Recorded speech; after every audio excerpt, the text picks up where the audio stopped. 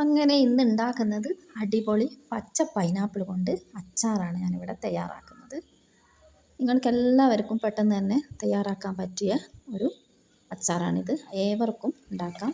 അടി കട്ടിയുള്ള നല്ല പാത്രം തന്നെ എടുത്ത് അതിൽ നല്ലെണ്ണ ഒഴിച്ച് 150 ഗ്രാം നല്ലെണ്ണയാണ് ഞാൻ ഒഴിച്ചത്. 2 പൈനാപ്പിളാണ് ഇവിടെ റെഡിയാക്കി വെച്ചിട്ടുള്ളത്. ഒരു പാക്കറ്റ് 500 ഗ്രാം പാക്കറ്റ് ഈത്തപ്പഴവും.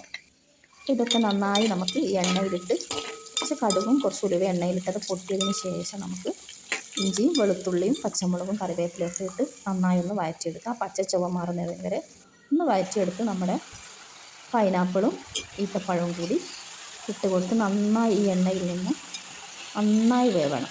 നല്ല പോലെ മിക്സ് ചെയ്ത് നന്നായിട്ട് അടച്ച് വെച്ച് വേവണം. പാത്രം മുഴുവനും കണ്ടിട്ട് നിങ്ങൾ ഞെട്ടണ്ട. ഇത് വെന്ത് കഴിഞ്ഞാൽ പാത്രത്തിൻ്റെ പകുതി ഭാഗം ആയിക്കോളും.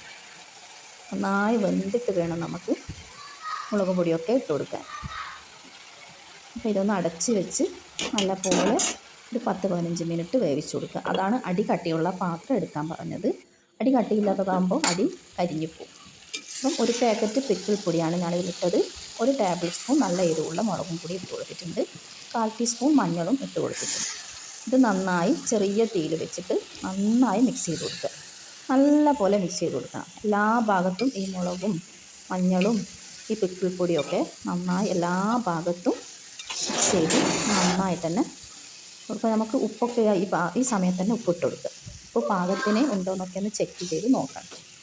നന്നായി എല്ലായിടത്തും ഒരേപോലെ മിക്സ് ചെയ്ത് കൊടുത്ത് ചെറിയ സിമ്മിലിട്ട് കൊടുക്കണം. ഓക്കെ, നന്നായി മിക്സ് ചെയ്ത് കൊടുക്കുക. നിങ്ങൾക്ക് ഒരു ചക്കയെ ആവശ്യമുള്ളെങ്കിൽ ഒരു ചക്ക കൊണ്ട് ഇതിൽ പകുതി, ഞാൻ 100 ഗ്രാം പിക്കിൾ പൊടിയാണ് ഇട്ട് കൊടുത്തത്. അത് നിങ്ങൾക്ക് പകുതി ഇട്ട് കൊടുത്താൽ മതി.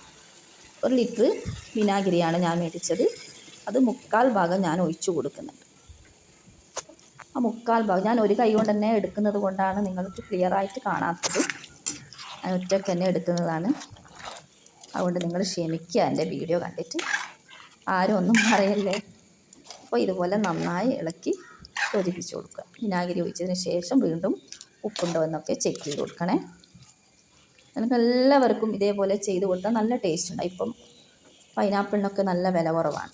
2 ടേബിൾ സ്പൂൺ പഞ്ചസാരയും കൂടി ഇട്ട് കൊടുക്കുക. മുളക് ബാലൻസ് ചെയ്ത് വരാനാണ് നമ്മൾ പഞ്ചസാര ഇട്ട് കൊടുക്കുന്നത്. ഓൾറെഡി ഈത്തപ്പഴം ഇട്ടത് കൊണ്ട് ഈ പിക്കിൾ വെക്കും തോറും നല്ല മധുരം ഉണ്ടാവും. ഈ പഞ്ചസാര ഇടുന്നത് നമുക്കൊരു എരിവ് ബാലൻസ് ചെയ്ത് തരാൻ. ഇഷ്ടപ്പെട്ടാലൊന്ന് ലൈക്ക് ചെയ്യണേ.